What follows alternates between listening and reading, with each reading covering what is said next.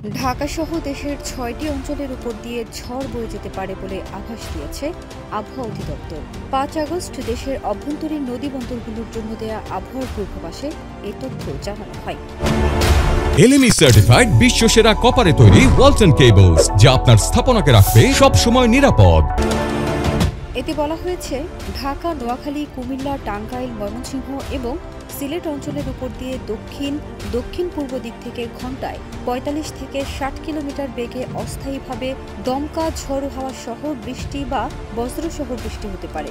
এসব এলাকার নদীবন্দরগুলোকে ১ নম্বর সতর্ক সংকেত দেখাতে বলা হয়েছে।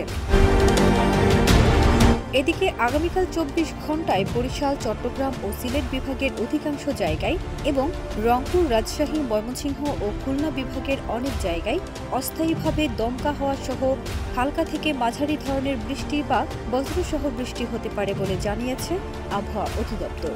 সেই সঙ্গে সারা দেশের কোথাও কোথাও মাঝারি ধরনের ভারী থেকে অতি ভারী বর্ষণও হতে পারে। ফারজানা নিকিতা, দেশ রূপান্তর।